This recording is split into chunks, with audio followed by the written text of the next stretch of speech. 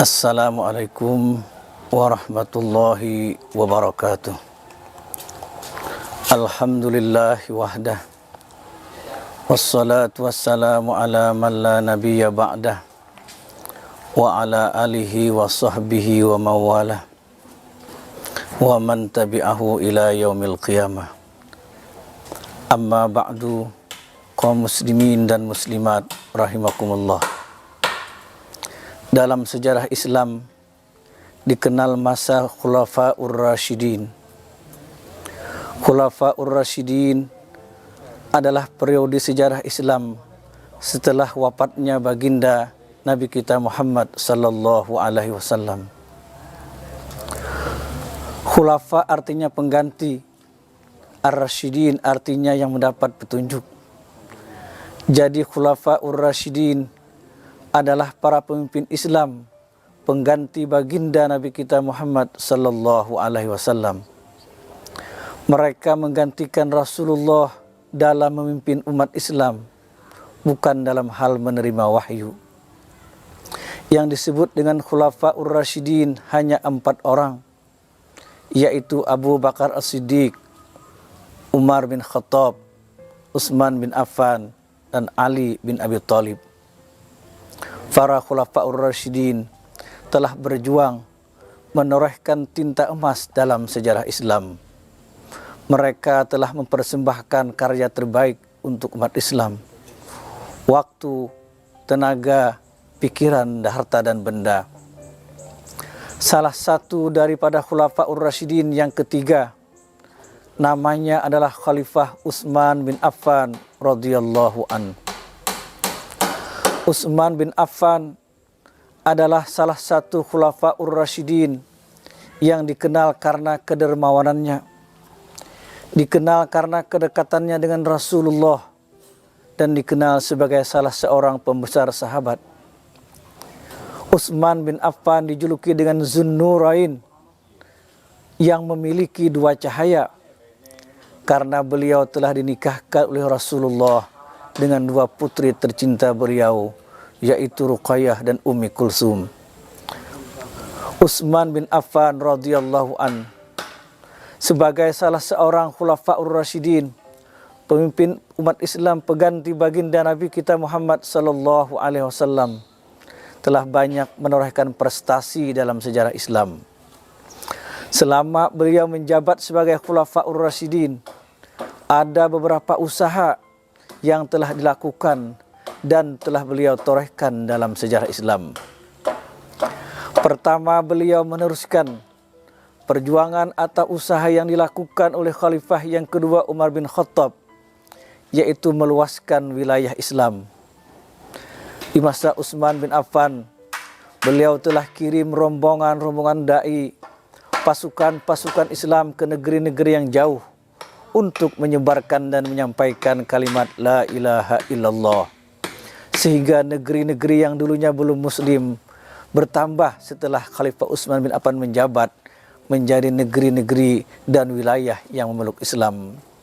Sehingga menurut para ahli sejarah, zaman Khalifah Utsman bin Affan, Islam telah mencapai Azerbaijan dan Siprus, sehingga umat Islam semakin bertambah jumlahnya. Yang kedua, di antara prestasi daripada Khalifah Utsman bin Affan adalah kodifikasi ayat-ayat Al-Quran, sebagaimana telah dilakukan oleh Khalifah yang pertama Abu Bakar Siddiq, mengumpulkan dan menuliskan Al-Quranul Karim. Pada masa Khalifah Utsman bin Affan telah ditambah, karena telah terjadi di salah satu medan peperangan. Para sahabat berbeda dalam cara melafalkan ayat Al-Quran, maka disampaikan kepada Khalifah. Lalu Khalifah Utsman bin Affan membuat standarisasi Al-Quran. Ditulislah Al-Quran saat itu 4 buah, dikirim ke Kufah, ke Basrah, ke Mekah, dan 1 lagi tinggal di Madinah. Itulah yang disebut dengan Mushaf Al-Imam atau Mushaf Utsmani. Hadirin kaum muslimin rahimakumullah, peninggalan Utsman bin Affan inilah Al-Quran yang kita baca sekarang, sehingga begitu besar jasa beliau terhadap umat Islam. Kemudian Khalifah Utsman bin Affan juga dikenal sebagai seorang yang dermawan. Beliau tidak segan-segan menginfakkan hartanya untuk kepentingan li'la'i kalimatillah. Pada satu saat terjadi musim kemarau panjang di Madinah. Musim paceklik melanda umat Islam. Umat Islam kesulitan dan kekurangan air sehingga menyengsarakan masyarakat. Pada saat itu ada satu sumur orang Yahudi yang menghasilkan air. Namun oleh orang Yahudi, air ini dijual dengan harga yang sangat tinggi sehingga menyusahkan masyarakat ketika itu. Rasulullah sallallahu alaihi wasallam mendengar, lalu beliau berkata, "Man ishtara bi'ran mauratan summa yaj'alaha sadaqatan lil muslimin saqahu Allahu yaumal qiyamati minal atash fashtaraha Utsmanu wa yaj'alaha sadaqatan lil muslimin."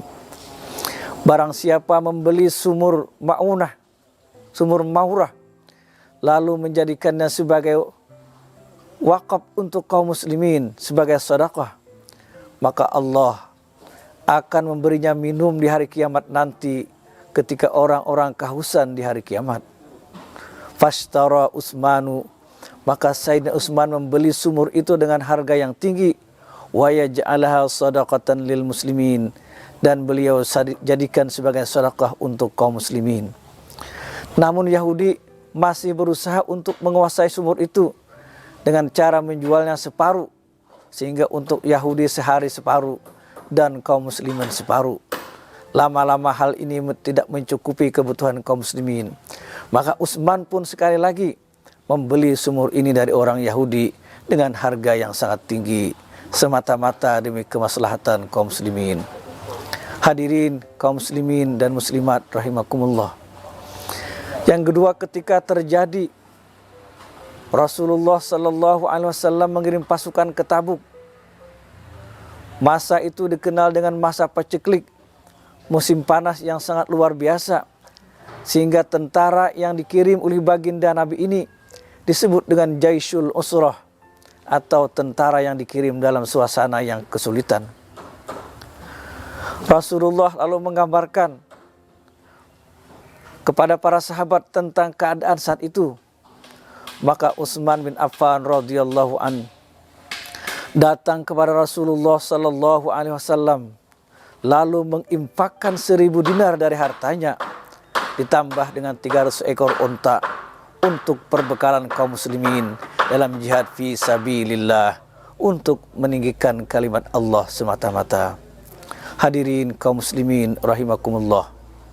Demikianlah sekelumit tentang sejarah, kemurahan, kedermawanan, dan keteladanan dari khalifah yang ketiga, Utsman bin Affan radhiyallahu anhu. Semoga kita semua dapat meneladani, mencontoh, dan meniru jejak langkah Sayyidina Utsman bin Affan radhiyallahu an. Terima kasih. Mohon maaf atas segala kekurangan.